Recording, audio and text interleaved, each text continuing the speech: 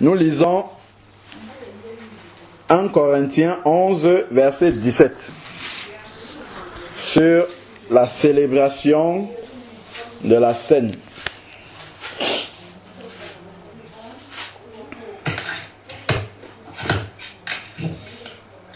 C'est intitulé chez moi « La manière de célébrer le repas du Seigneur ». Donc c'est bien écrit « le repas du Seigneur ». Alors, verset 17, 1 Corinthiens 11, verset 17. « En faisant cette recommandation, ce que je ne vous loue pas, c'est que vous vous assemblez, non pour devenir meilleurs, mais pour devenir pire. » Donc, c'est bien l'exhortation que Charles a eue de la part du Seigneur tout à l'heure, que nous devons encore nous dépouiller du vieil homme pour nous soutenir les uns les autres. Parce que des fois, quand on s'assemble, au lieu vraiment que le Seigneur, par la transformation qu'il apporte en chacun d'entre nous, au lieu que ça soit une force, ça devient une faiblesse. On entre dans les complications, on complique les choses, on se complique la vie, alors que la vie spirituelle est très simple. Vraiment, c'est l'amour fraternel aussi simplement, aussi spontanément que vraiment le Saint-Esprit nous met dans le cœur. Il faut qu'on soit spontané comme ça. Parce que le Seigneur, la foi chrétienne n'est pas compliquée. Hein. C'est vraiment des choses simples. Et vous allez voir, quand on va encore partager le passage que Jacqueline voulait qu'on voit, Jacques 2, versets 14 à 26, vous allez voir que ce sont des choses, la vie chrétienne repose sur des choses très simples, mais souvent on complique beaucoup de choses. Donc, il ne faudrait pas que nous nous assemblions pour devenir pire. Au contraire, nous nous assemblions pour devenir meilleurs, pour justement que lorsque je vois que moi j'ai déjà passé un cap avec le Seigneur, que justement, ou bien une épreuve, ou bien, je ne sais pas, je suis déjà passé dans une certaine situation et que le Seigneur m'en a tiré. Si je vois mon frère dans la même situation, je ne me tourne pas pour commencer à rigoler, mais je vais tendre la main à mon frère. Je lui dis, prends courage, regarde de l'avant. Moi aussi, je suis passé par là et le Seigneur m'a secouru. Le Seigneur est toujours vivant et s'il m'a secouru, il le fera aussi pour toi. Garde la foi. Prends courage et regarde en avant. De la même façon, si je vois mon frère en train de s'éloigner, je vais lui dire fais attention parce que là tu es en train de sortir du droit chemin. Donc c'est comme ça que on va faire pour se tenir les coudes les uns les autres afin de ne pas être pire. Parce que si le Seigneur nous assemble entre nous, parce qu'il y a le verbe assembler là, c'est vraiment pour que, comme le corps, hein, comme nous dit, je crois c'est un Corinthiens, attends, je sais pas, ou 2 Corinthiens 12, je sais plus trop, qui parle justement du corps, qui compare le corps de Christ au corps humain et qui montre comment les différentes parties du corps humain sont articulées les unes avec les autres et interdépendantes les unes avec les autres. L'un ne peut pas dire « Ah, moi j'ai tout, je me suffis à moi-même, je n'ai pas besoin des autres. » Pas du tout, ça c'est pas vrai. Parce que des fois, le Seigneur peut vouloir répondre à quelque chose qu'on lui a demandé. S'il voit que nous suffisons, nous nous éloignons des bien-aimés, il va mettre la réponse dans la bouche d'un bien-aimé. Et on devra forcément aller le trouver pour avoir la réponse. Et ça va nous faire sortir justement de cet enfermement-là dans lequel on se met tout seul. Donc, assemblez-vous. D'ailleurs, quand on lit Hébreux 10, verset 25, bon, malheureusement, c'est un verset qui est souvent tordu dans beaucoup d'assemblées, parce que ça, c'est pour retenir les gens captifs dans les assemblées. On utilise mal ce verset-là, mais il y a une autre vérité dans ce verset que nous allons lire ensemble. Hébreux 10, verset 25. Hébreux 10, verset 25 dit... N'abandonnons pas notre assemblée. Vous avez vu, ce n'est pas nos assemblées, c'est notre assemblée. Là déjà, il y a une vérité. Comme c'est de coutume pour quelques-uns, mais exhortons-nous mutuellement, et cela d'autant plus que vous voyez le jour s'approcher. Alors, qu'est-ce qu'il dit ici là-dedans? Quand il dit n'abandonnons pas notre assemblée, ça ne veut pas dire que quand tu pars d'une assemblée, tu as abandonné. C'est pas de ça qu'il parle ici. Parce que souvent, on sait qu'il y a des pasteurs qui utilisent ça pour effrayer les gens. Même, on a dit à certaines personnes, si tu pars de l'assemblée, tu vas mourir. Bon, donc ce n'est pas de ça qu'il est question ici. En fait, quand il dit n'abandonnons pas notre assemblée, la vérité qui est cachée ici, c'est n'abandonnons pas le fait de nous assembler. C'est ça la vérité. Si tu ne te sens pas bien dans un milieu des frères, si tu veux partir, pars. C'est pas là le problème. Mais ne va pas rester chez toi tout seul et tu attends là-bas. Là, tu vas voir comment le malin va venir t'entraîner sur un autre chemin. Ça, il faut vraiment faire très attention par rapport à ça. Maintenant qu'on soit dans un milieu où on n'enseigne pas la vérité, ok, là il faut partir en courant. Là où on va rester seul, le Seigneur va nous éclairer là-bas. Mais la première chose capitale pour savoir si on doit rester ou non dans une assemblée, oui, c'est le Saint-Esprit qui nous convainc. Et en plus, il faut que la vérité soit enseignée. Si tu n'as pas pu discerner l'erreur qui est enseignée là où tu es, fais attention quand tu es en train de partir. Il faut savoir si c'est le Seigneur qui te demande de partir. Ça c'est quelque chose de très important parce que des fois, on se complique. On a déjà trouvé ce qu'il faut, mais on complique encore les choses. On cherche je ne sais pas quoi. Et finalement, on finit par rester tout seul. Et quand on reste tout seul, ben, l'autre il est content. Parce que quand tu es... Qu'est-ce qu'il a dit ici? À la suite de n'abandonnons pas notre assemblée, donc le fait de nous réunir avec d'autres chrétiens qui partagent notre foi, avec qui on peut porter les fardeaux les uns des autres, avec qui on peut parler, soumettre des sujets de prière, ainsi de suite. Quand on ne les a plus, regardez ce qu'il dit ici là. Il dit comme il est de coutume pour quelques-uns. Ensuite il dit mais, c'est-à-dire à contrario, lorsque tu continues à te réunir avec les bien-aimés, là, nous pouvons nous exhorter mutuellement parce qu'on en a besoin.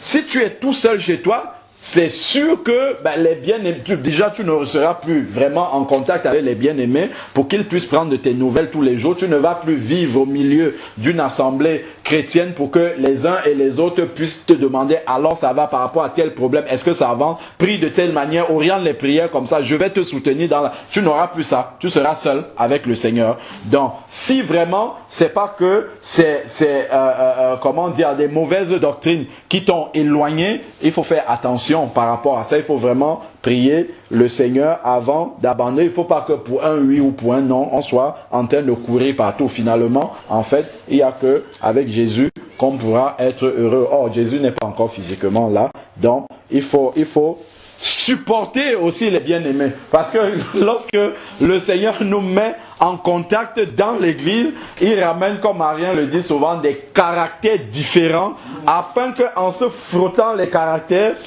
là, vous voyez les rochers, les pierres, d'ailleurs même, les rochers qui sont au bord de la mer, comment est-ce que le rocher prend une forme? Le rocher prend la forme à la suite, justement, il faut des centaines et des centaines d'années pour qu'un rocher prenne une forme. Et en fait, c'est l'eau de la mer qui tape dessus. À chaque fois que ça tape, ça se passe tout doucement, au fil des siècles. Le rocher prend sa forme. De la même manière, justement, quand les caractères différents se frottent dans l'assemblée, ça permet justement que nous prenions la forme que le Seigneur veut. Le Seigneur le permet. Il permet cela. Bon, maintenant, après, on n'est pas en train de dire qu'il faut rester à tout prix, mais il faut avoir le discernement du Seigneur. Si on est dans une assemblée où tout le monde marche par la chair, il faut sortir en courant, ça c'est sûr. Donc, mais si il y a une personne particulièrement qui nous embête, c'est pas un sujet pour partir. Donc, et puis après, il faut s'interroger aussi soi-même, est-ce que c'est pas moi qui suis le problème? Donc, voilà. Donc, par rapport à ça, il faut vraiment avoir le discernement du Seigneur. Donc, lorsque on est tout seul, on ne s'assemble pas, personne ne va nous exhorter et nous n'allons exhorter personne aussi, puisqu'on parle de exhorter mutuellement. Et il dit cela d'autant plus que vous voyez le jour venir. S'approcher, il parle de quoi? Il parle de l'enlèvement, il parle du retour du Seigneur. Donc plus le retour du Seigneur va s'approcher, il faut faire attention de ne pas rester dans l'isolement. C'est le meilleur moyen de s'endormir spirituellement, de rester dans l'isolement.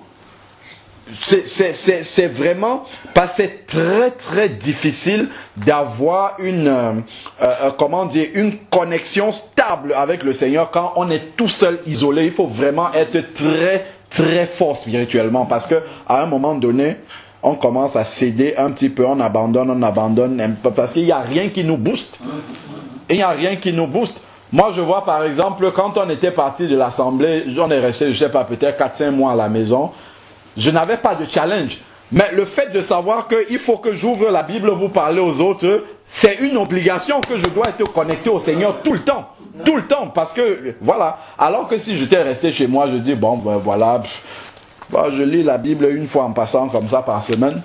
Ça m'aurait suffi peut-être. Mais le fait d'être toujours comme ça avec les autres, de voir que, ah oui, tel frère, telle sœur, avant, je sais pas, elle était un peu hésitante. Maintenant, elle a de l'assurance dans le Seigneur. Ça va me motiver. Je vais dire, mais Seigneur, oui, je veux aussi avancer avec toi. Je vois comment tel bien-aimé progresse avec toi. Je veux aussi. Il y a des locomotives, Seigneur, je veux suivre aussi. Ainsi de suite. Et donc, d'autant plus que on voit le jour s'approcher. Là, il faut vraiment s'assembler les uns avec les autres pour se soutenir mutuellement. Ça c'est vraiment quelque chose d'important. Donc là, en fait, on est dans le repas du Seigneur. On donne juste l'ordre, la manière, et on était en train de décortiquer le fait de s'assembler là.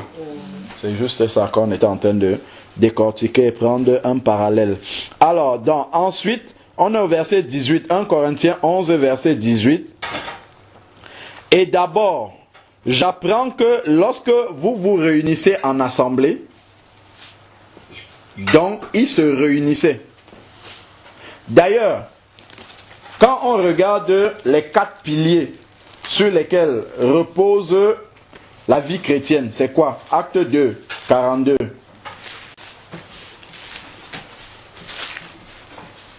Acte 2, 42 nous dit quoi? Il persévérait dans l'enseignement des apôtres. À la limite, tu peux t'asseoir chez toi, tu regardes YouTube maintenant, tu vas écouter des enseignements. Ensuite, qu'est-ce qu'il y a? Et là, tu vas voir que tu as du mal maintenant. Dans la communion fraternelle, ça va être difficile seul d'avoir la communion fraternelle. Très très difficile. Ensuite, dans la fraction du pain, seul, ça va être très difficile de prendre la scène. Tu seras hors de la parole de Dieu. C'est sûr. Si tu prends la scène tout seul, tu seras hors de la parole de Dieu. Alors ensuite, et les prières, à la limite, tu peux prier seul. Mais il y a la prière aussi en assemblée, l'intercession. Où il faut que les gens prient pour toi et que toi tu pries pour les gens. Donc c'est important, c'est pas pour rien que Jésus a fait que nous soyons un corps. C'est parce que on dépend les uns des autres. Il faut vraiment que ça soit des raisons fortes qui valent la peine qu'on soit seul, par exemple pour la vérité comme on disait, ou bien simplement l'éloignement géographique qui fait qu'on est tout seul. Mais il ne faut pas que ça soit simplement une volonté personnelle comme ça de rester tout seul. Alors il faut bien alors nous sommes au verset 18 hein. Alors et j'apprends que lorsque vous vous réunissez en assemblée, il y a parmi vous des divisions. Et je le crois en partie. Il faut bien qu'il y ait aussi parmi vous des controverses, afin que ceux qui sont dignes d'approbation soient manifestés parmi vous. Donc le Seigneur lui-même laisse, c'est pas qu'il provoque, laisse souvent que la controverse arrive, parce que au milieu de cette controverse-là, ceux qui ont véritablement l'esprit du Seigneur, qui marchent par l'esprit, vont se révéler. Parce que eux, ils ne vont pas entrer dans la diffamation, dans la chair et tout ça. On va voir la manière dont eux, ils vont aborder la situation et la manière avec laquelle ils vont s'en sortir. Ça sera une leçon pour les autres. Donc, il est dit ici que ceux qui sont dignes d'approbation sont manifestés, parce que au travers justement de cette situation-là, il y a des fruits de l'esprit qui vont s'exprimer au travers de ces bien-aimés-là, et les autres vont reconnaître que ceux-ci, ils marchent par l'esprit. Donc nous devons suivre leur voie. Ensuite, verset 20 maintenant. Donc, lorsque vous vous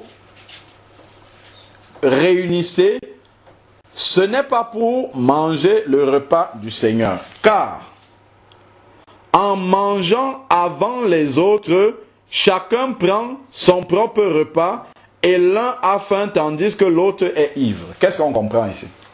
On comprend que lorsque les disciples s'assemblaient pour prendre le repas du Seigneur ensemble, en fait, en réalité, chacun ramenait son repas. C'est ça qu'il y a derrière. Et bon, seulement ils étaient désordonnés. Ça, c'est dans l'église de Corinthe, il y avait beaucoup de désordre. Donc, quand l'un venait avec son repas avant que les autres ne venaient, il avait fini déjà, il commence à boire, il est ivre. Donc, en fait, c'est vraiment comme ça que le repas du Seigneur se passait. C'est que chacun ramène un petit bout. Il y a une vérité spirituelle derrière. Parce que lorsque nous sommes en communion d'esprit, en communion fraternelle, c'est justement cette unité-là que nous avons entre nous qui déborde maintenant et nous fait être justement en unité spirituelle pour prier et demander quelque chose, et Dieu accomplit la chose.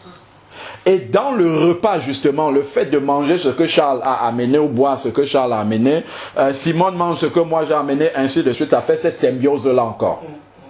Ça fait cette unité-là. Quand Jésus était assis sur la table avec ses disciples le jour où il a mangé ce repas-là pour la première fois, c'était dans ce repas-là, il y a cette communion fraternelle-là qui est importante.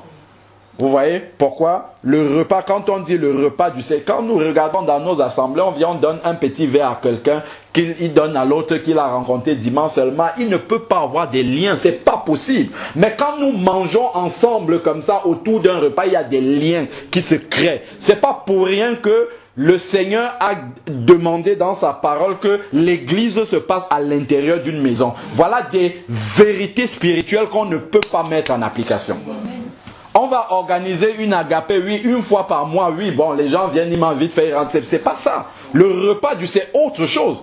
C'est autre chose. Quand nous sommes en train de manger, ensuite on prend du pain pendant ce repas et on rend grâce au Seigneur. Mais il y a des liens forts qui sont là, même des attitudes de cœur. Peut-être j'en voulais à ma soeur, ça tombe à ce moment-là, c'est brisé. Parce que la puissance de l'amour de Dieu est manifestée à ce moment-là. Et ça, ce sont des choses à côté pas des choses, mais des richesses à côté desquelles on passe par désobéissance à la parole de Dieu, parce que on ne fait pas les choses comme le Seigneur l'a ordonné que nous puissions le faire. Donc chacun ramenait son repas ici pour partager ce repas-là avec les autres. Bon. Et ici à Corinthe, il y avait le désordre parce que certains ramenaient leur repas, eux-mêmes ils mangeaient avant que les autres n'arrivent. Verset 22. N'avez-vous pas des maisons pour y manger et boire, ou méprisez-vous l'église de Dieu et couvrez-vous de confusion ceux qui n'ont rien? Vous voyez? Ça confirme encore comment le repas du Seigneur se passe. Vous couvrez de confusion ceux qui n'ont rien. Ça veut dire quoi? En fait, quand ils venaient, chacun ramenait un repas, on mettait tout ensemble et on partageait ce repas-là. Et c'était pendant ce repas-là qu'il y avait justement le pain et le vin et la scène à ce moment-là. Maintenant, ceux qui venaient avec leur repas et qui mangeaient, celui qui n'en a pas, ça se verra qu'il n'en a pas. C'est là maintenant qu'on comprend vraiment ce qu'il y avait derrière. Et même il y a un autre enseignement que le Seigneur me révèle là, c'est que si on vient et qu'on voit celui qui n'a rien, on va comprendre qu'il faut aider celui-là aussi. Dans l'assemblée, on ne voit pas ça. Ça, on ne peut pas, je parle des grandes églises, bâtiments où on allait, tu ne peux pas discerner ça comme ça. C'est pas possible. Donc, voilà encore des vérités que le Seigneur nous révèle au travers justement de ces versets-là. Alors, ensuite, que dirais-je? Vous louerai-je En cela, je ne vous loue point. Donc, en fait, c'est un reproche que Paul était en train de leur faire. Bon, au travers de tout ce que Paul a dit là, il y a des vérités qu'on a compris quand même. Alors, verset 23. Car moi, j'ai reçu du Seigneur ce que je vous ai transmis.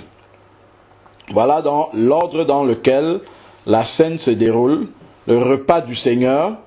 Le Seigneur Jésus, dans la nuit où il fut livré, prit du pain et après avoir rendu grâce, regardons dans quel ordre ça se trouve, il prend le pain et il rend grâce à Dieu.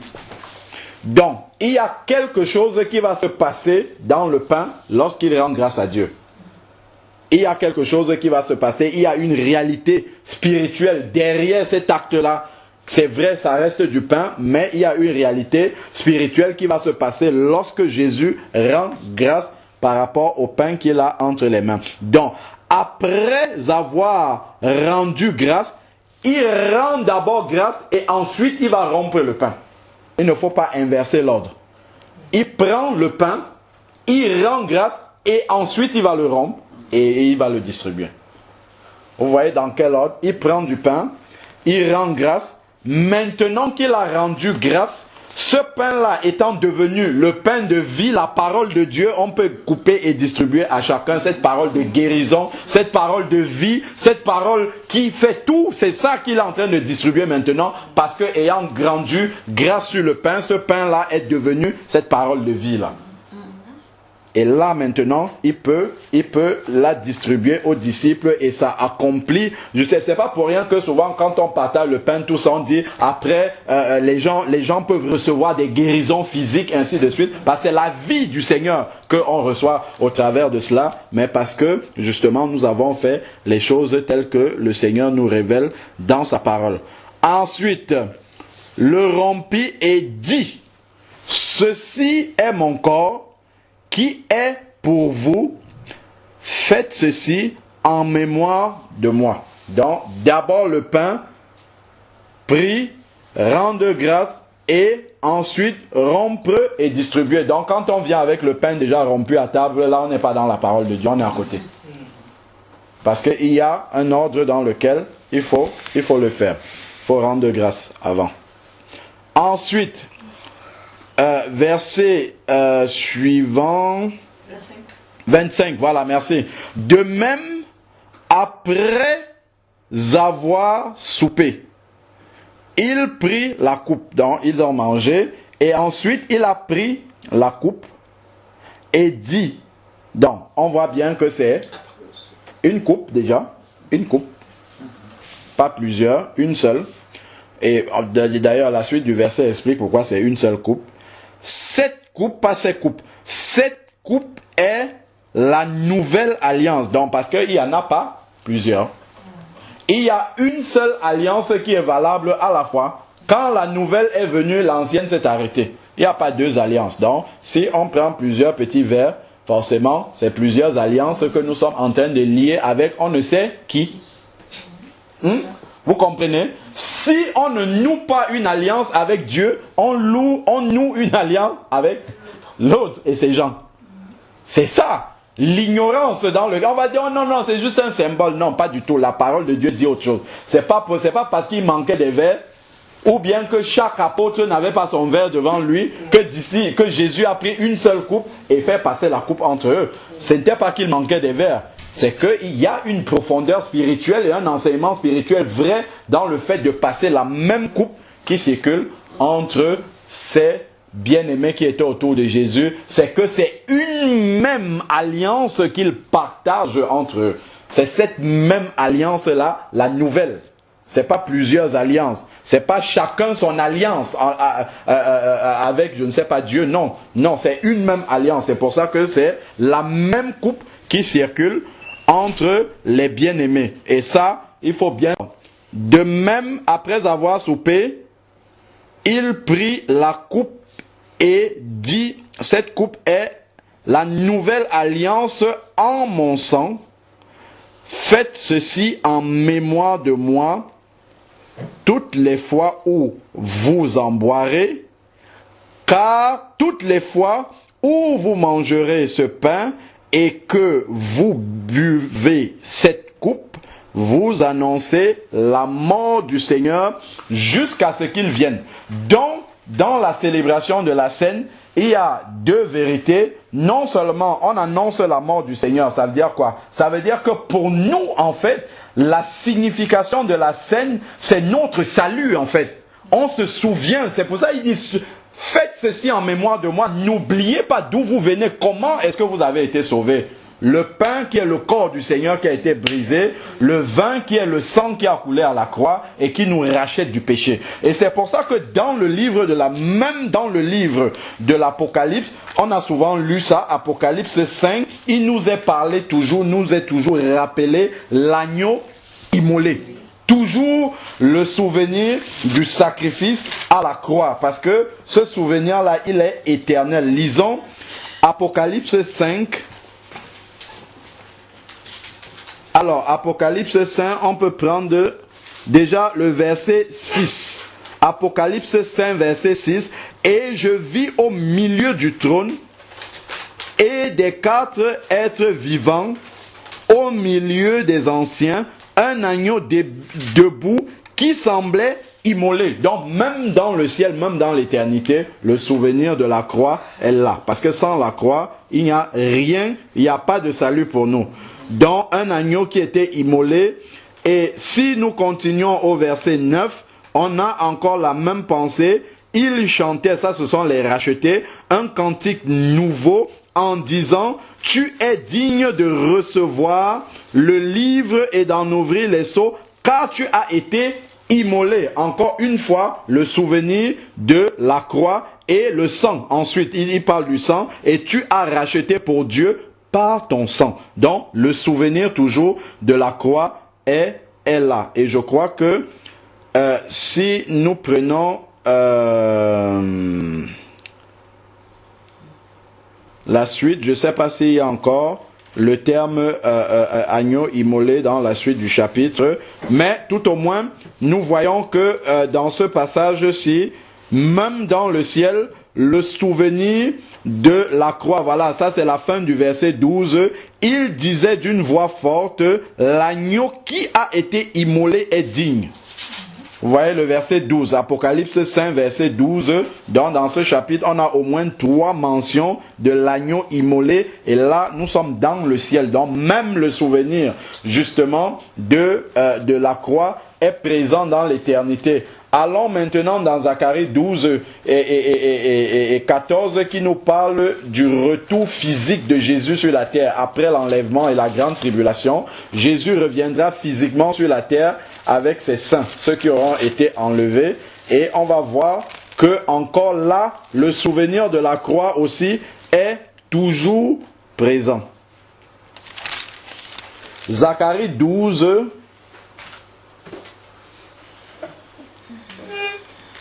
Zacharie 12, verset 8. En ce jour-là, dans le langage prophétique biblique, quand on dit en ce jour-là, on parle du jour du Seigneur. C'est toujours ça. En ce jour-là, l'Éternel protégera les habitants de Jérusalem. S'il y en a un qui trébuche parmi eux, il sera en ce jour-là comme David, et la maison de David sera comme Dieu. Alors, ensuite, comme l'ange de l'Éternel devant eux. Ce qui nous intéresse à partir du verset 9. En ce jour-là, dont on nous précise toujours que c'est relatif à la fin, au retour du Seigneur, je chercherai à détruire toutes les nations qui viendront contre Jérusalem. Alors je répandrai sur les habitants de Jérusalem un esprit de grâce et de supplication, et ils tourneront les regards vers moi, celui qu'ils ont transpercé. Ils porteront son deuil comme on porte le deuil d'un fils unique. Ils pleureront amèrement sur lui, aussi amèrement que sur un fils premier-né. En ce jour-là, le deuil sera à Jérusalem comme le deuil d'Adadrimon, dans la vallée de Megiddo. Ça, c'est le retour physique de Jésus quand il va apparaître, je crois c'est Matthieu 24, je ne sais pas, où il dit qu'il va apparaître dans les nuées du ciel avec une grande puissance et tout œil le verra. Ça, c'est le retour physique, c'est pas l'enlèvement de l'église. Et là, justement, quand il va apparaître, les Juifs qui ont rejeté Jésus vont reconnaître celui qu'ils ont percé. Comment ils vont reconnaître? Par les marques de la croix. Donc même après l'enlèvement là et jusque dans l'éternité, les marques de la croix seront là. Et pour bien compléter le passage, on peut lire Zacharie 14 là pour bien comprendre encore en détail ce qui va se passer. Verset 3, l'Éternel sortira et combattra ces nations comme au jour où il combat au jour de la bataille. Ses pieds se poseront en ce jour-là sur le mont des Oliviers, qui est vis-à-vis de Jérusalem. De l'Orient, du côté de l'Orient, le mont des Oliviers se fendra par le milieu, vers l'est et vers l'ouest, et en une grande vallée. Une moitié de la montagne reculera vers le nord et l'autre moitié vers le sud. Vous fuirez alors dans la vallée de mes montagnes, car les vallées des montagnes, la vallée des montagnes s'étendra jusqu'à Atzal. Vous fuirez comme vous avez fui devant le tremblement de terre au temps d'Osias, roi de Juda. L'Éternel viendra et tous ses saints avec toi. Il reviendra avec ceux qui auront été enlevés déjà. Donc, son pied se posera sur le mont des Oliviers. Donc, c'est juste pour mentionner que même après l'enlèvement, les marques de la croix seront là. Donc, c'est pas pour rien que le Seigneur nous demande de célébrer. Parce qu'il y a maintenant aussi cette fausse doctrine qui dit que oui, la Sainte Seine, ce n'est plus important. C'est pas vraiment. Le Seigneur veut qu'on garde ça jusqu'à la fin. Parce que pour nous sur la terre ici, c'est ça qui nous rappelle justement la croix de Golgotha. À chaque fois que vous faites ceci, dans 1 Corinthiens 11 là-bas, à chaque fois que vous faites ceci, vous annoncez la mort du Seigneur. Donc, la croix de Golgotha. Jusqu'à ce qu'il revienne, c'est-à-dire en même temps, nous nous rappelons du sacrifice de la croix, en même temps, ça nous rappelle que le Seigneur revient et qu'il faut se préparer. Donc voilà pourquoi le malin va toujours vouloir attaquer tout ce que le Seigneur nous laisse comme ça. On va trouver que non, c'est un plus important, il faut passer à autre chose. Même le baptême, il y a des gens qui disent le baptême c'est un plus important, ainsi de suite. Partout là où il y a des vérités spirituelles. Parce que c'est tout simple comme ça. Quand on regarde charnellement, oui, manger, prendre du vin, dire au nom de Jésus, ça a l'air de rien du tout. Mais comme le malin sait qu'il y a une puissance spirituelle derrière, il veut nous faire croire que ça ne veut rien dire. C'est comme sur un enseignement que j'avais posé sur Internet sur le fait que la femme doit mettre le voile. Et il y a quelqu'un qui répond, une sœur peut-être, elle dit que ce n'est qu'un morceau d'étoffe qu'on pose sur la tête. Oui, tout ce qui n'est que simple comme ça, il y a des vérités spirituelles derrière que justement l'autre veut nous faire croire que tel qu'on voit les choses comme ça, spirituellement, il n'y a rien derrière. Et d'ailleurs, c'est le même mensonge qu'il utilise pour tromper les gens de ce monde. En général, les athées, comme le frère disait tout à l'heure, quand on suivait le message sur l'évangélisation, les athées ignorent qu'il y a un monde spirituel qui existe. C'est là-dessus que le malin obscurcit leur intelligence. Il se dit, les choses sont comme vous voyez. Si tu ne vois pas quelque chose, ça veut dire que la chose n'existe pas. Et donc, il en profite justement pour régner dans leur vie spirituellement. Et les gens se disent, oui, mais si j'aime faire telle chose, il ne sait pas que ça déshonore le Seigneur, mais nous on le sait, qui déshonore le Seigneur, il a l'impression qu'il est maître, qu'il fait ça parce qu'il aime la chose. Alors que en fait, c'est parce qu'il est entraîné conduit par le malin. Mais comme le malin lui fait croire qu'il n'existe pas, puisqu'on ne le voit pas. Donc il se dit, c'est bon, tout est bon. Donc voilà un peu, c'était juste pour remettre les choses dans l'ordre. Alors après, il dit que chacun de vous donc s'examine soi-même et qu'ainsi il mange du pain et boive la coupe. Car celui qui mange et boit sans discerner le corps du Seigneur mange et boit un jugement contre lui. Donc, il y a deux choses qui sont rappelées, le souvenir de la croix. La croix, c'est quoi? C'est là où le péché a été crucifié. Donc, si je suis un pécheur et que je continue à manger et à boire la coupe du Seigneur, c'est comme si j'ignorais le fait qu'en fait, ça me rappelle que c'est le péché que tu es en train de commettre là. C'est pour cela que le Seigneur a été à la croix. Donc, c'est pour ça qu'il parle de manger et boire la coupe du Seigneur injustement. Donc,